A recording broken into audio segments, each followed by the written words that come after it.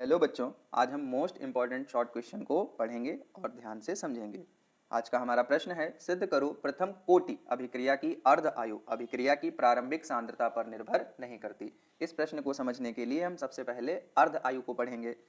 अभिक्रिया की अर्ध आयु T12 या T50, जितने समय में अभिकारक की सांद्रता प्रारंभिक सांद्रता की आधी रह जाती है, अभिक्रिया की अर्ध आयु कहलाती है। देखिए, इसीलिए हमने इसको T12 या T50 लिया है। T हमको समय को दिखा रहा है और हाफ का मतलब है आधा और 50 का मतलब भी है आधा। कोई भी चीज 100% पूरी होती है और 50% आधी होती है। तो यहाँ पर ये T50 या T12 अर्ध आयु को शो करता है कि वह समय जिसमें अभिकारक की सांद्रता प्रारंभिक सांद्रता की आधी रह जाती है। यदि प्रारंभिक सांद्रता A, अब हमने किसी अभिकारक की जो प्रारंभिक सांद्रता है वो A ले रखी है, तो अर्ध आयु के बाद सांद्रता मतलब आधा समय बीत जाने के बाद सांद्रता, जिसको हम अंतिम सांद्रता भी कह सकते हैं, आधा समय बीत जाने के बाद सांद्रता। देखिए, प्रारंभिक सांद्रता A थी, आधा समय बीत जाने के बाद सांद्रता क्या हो जाएगी, A का जो आधा है वो AY2 हो जाएगा।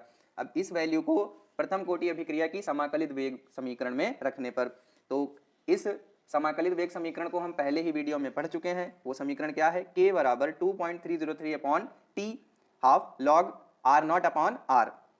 अब इसमें हम R0 अपॉन R की वैल्यू को रख देंगे, R0 और R की वैल्यू हमें यहाँ से मिल जाएगी। देखिए, K बिल्कुल same 2.303 T half log R0 की जगह पर A और R की जगह पर A/2। देखिए, A से A कैंसिल हो गया और जो 2 है वो बटे के बटे में है, इसलिए ऊपर चला जाएगा। तो K, ये देखिए K 2.303 upon T half 2.303 upon T half और 2 यहाँ चला गया तो log 2 हो गया। log 2 की जो वैल्यू है वो 0.3010।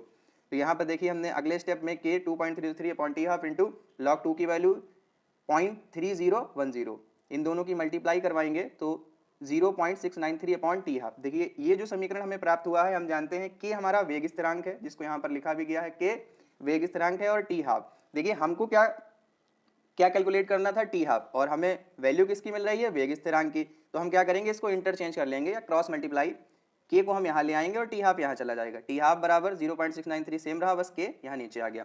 तो ये उपरोक्त जो समीकरण है ये प्रूव करती हैं, उपरोक्त समीकरण यह सिद्ध करती है कि प्रथम कोटि की अभिक्रिया की अर्धायु अभिकारक की प्रारंभिक सांद्रता पर निर्भर नहीं करती, क्योंकि ये जो समीकरण आया है इसमें कहीं भी सांद्रता का पद नहीं है। देखिए, सांद्रता का कोई भी पद इस समीकरण में उपस्थित नहीं है और इस इक्वेशन की सहायता से हम अर्ध आयु भी ज्ञात कर सकते हैं प्रथम कोटि अभिक्रिया की, और वेग स्थिरांक। जब हमें वेग स्थिरांक ज्ञात करना होगा तो हम इस फॉर्मूले का यूज करेंगे और जब अर्ध आयु ज्ञात करनी होगी तो हम इस फॉर्मूले का यूज करेंगे।